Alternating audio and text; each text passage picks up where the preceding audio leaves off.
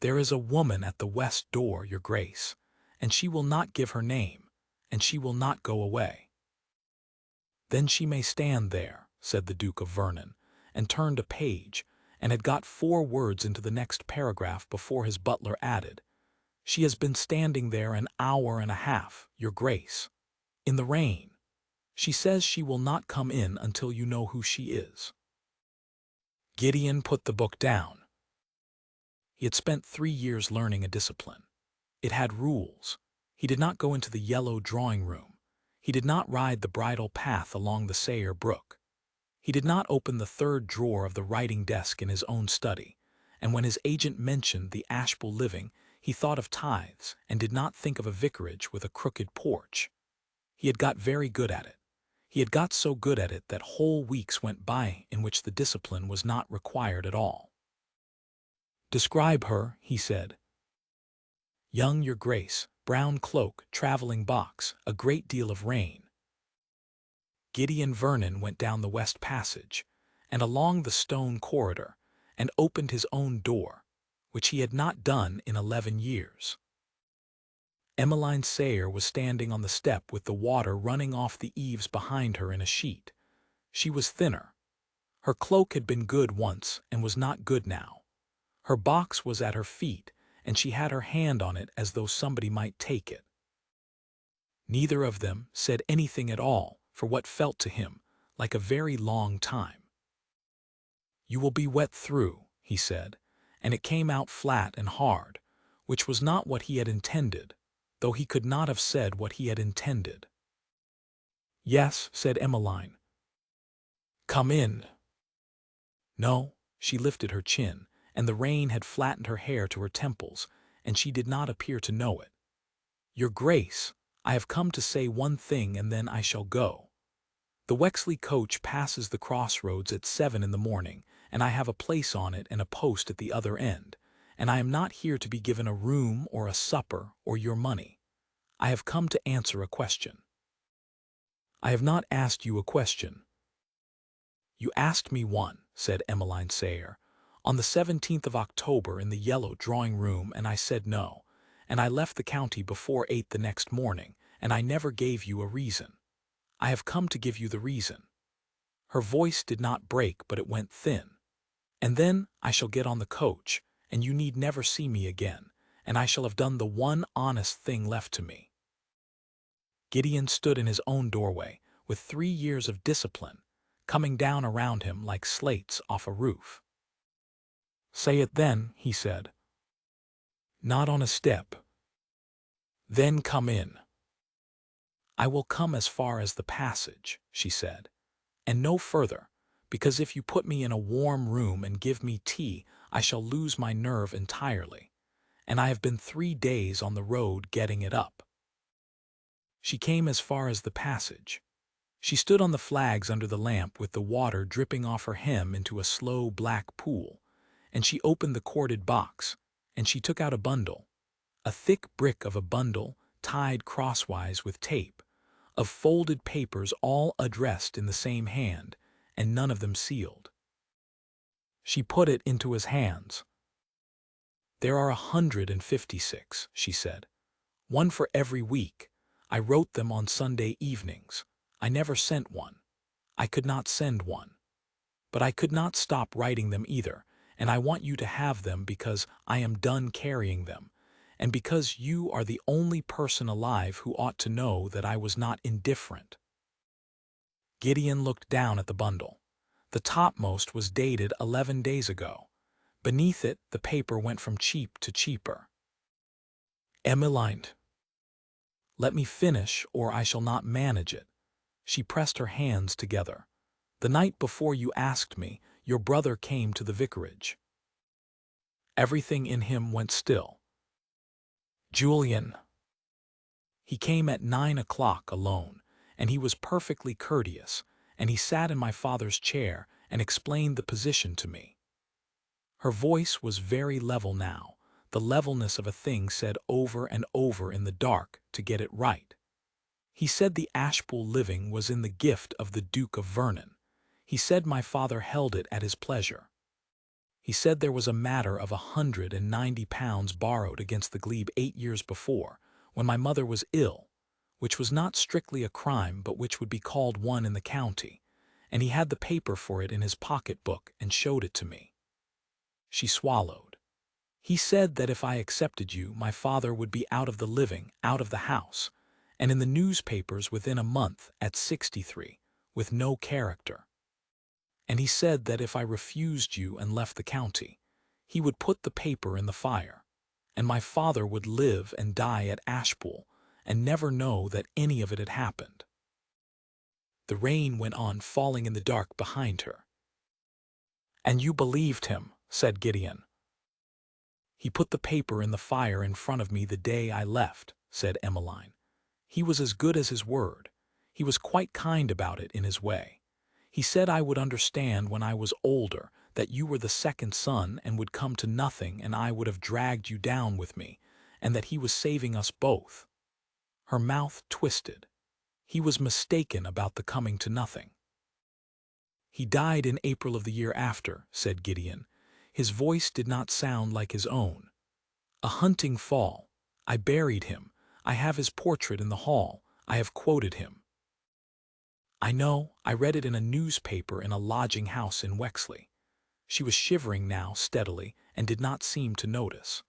"My father died at Michaelmas, in his own bed in his own house, in the living with his books round him, and he never knew one word of it. That was what I bought. I would buy it again." 2 tears went down with the rain and were indistinguishable from it.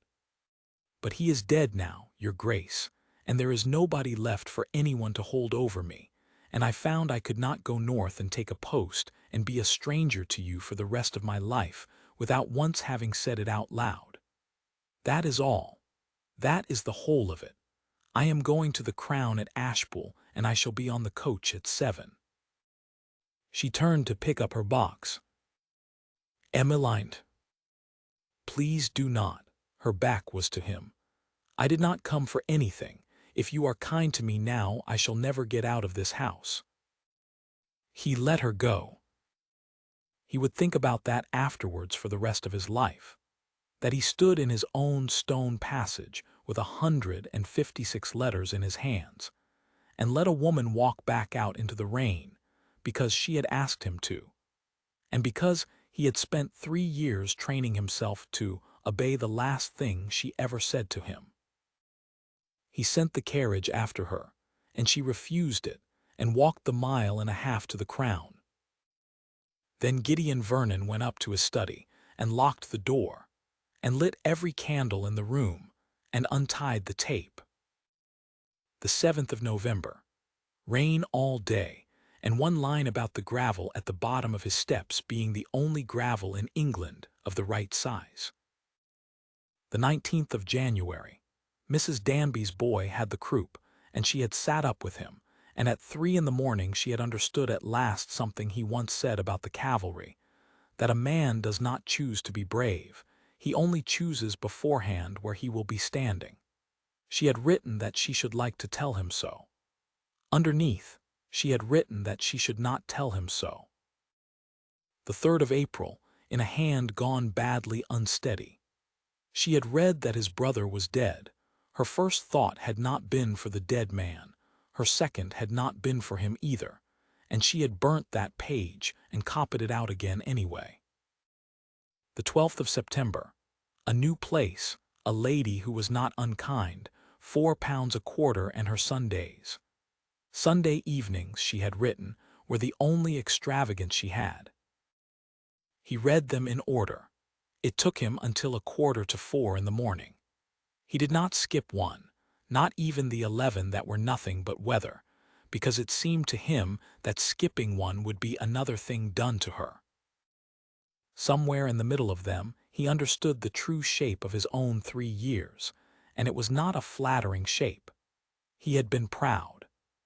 She had said no, and he had been a second son with nothing to offer but himself, and rather than ask her a single further question, rather than stand in that crooked porch and say why, tell me why, he had taken the refusal like a gentleman, which is to say he had taken it like a coward, and gone away to be dignified about it in another county for 36 months.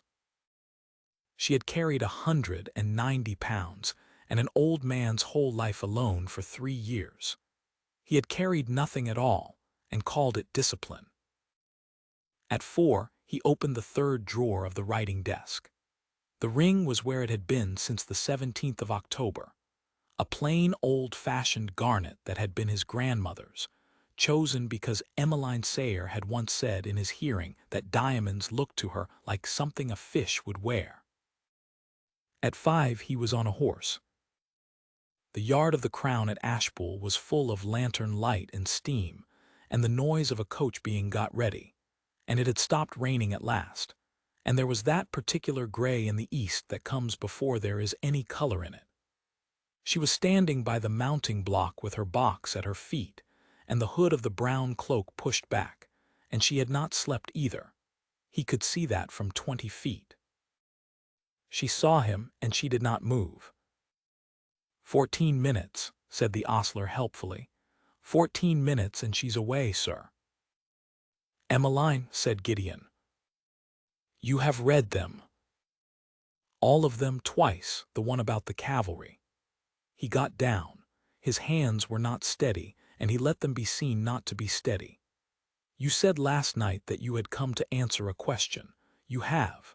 Now I have come to ask you a different one, and you must hear it out, because it took me 3 years to arrive at it, and I shall not survive being interrupted. Your Grace, on the 17th of October I asked you to marry me and you said no, and I did not ask you why. He heard his own voice crack across the yard and did not care who heard it. That is my part in this, not Julian's, mine. I was 35 and too proud to say the word why to the only person I have ever loved.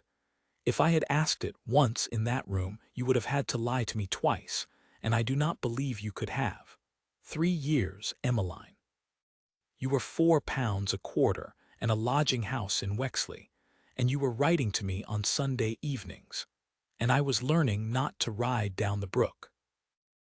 She had put her hand over her mouth. I'm not going to tell you that you should have come to me, he said. You could not. He had your father in his pocketbook and you were 22, and there was no one on earth you could ask. You did the bravest and loneliest thing I have ever heard of, and you did it so well that not one living soul knew, and your father died happy at Ashpool with his books round him, and you paid for that with everything you had. He came a step nearer. You told me last night that you were not indifferent. Emmeline, I have never for 1 hour of one day supposed that you were. I supposed that I was not enough. That is a different wound, and I have been nursing it, and I find this morning that I would rather have the truth and the shame of it than the lie and the comfort. 11 minutes, said the ostler into a silence. Gideon took the ring out of his glove. You said diamonds look like something a fish would wear. Emmeline Sayer made a sound that was not quite a laugh, and not quite anything else. I said that at the Ashpool harvest supper, she said. In the year 6, to Mrs. Danby, you were at the other end of the table. I was listening, said Gideon Vernon. I have been listening for 11 years. Do not get on the coach. She looked at the coach. She looked at her box on the wet cobbles. And then she crossed the yard and put her face against his coat and stood there while the ostler, with enormous tact, took her box down off the roof again and carried it into the inn. I have a post, she said into his shoulder, muffled. In Wexley, the lady is expecting me on Thursday. I shall write to her myself and grovel. You will not grovel to Mrs. Atwood, she would not know what to do with it. She pulled back and her face was ruined and shining. Gideon, say the question. Marry me. Yes, said Emmeline. Yes, ask me why. Why? Because it is 156 weeks, she said, and I have not once been able to think of anything else. They were married at Ashpool in the 2nd week of Advent, in the church behind the crooked porch, by the old man who had taken her father's place and who wept all the way through the service.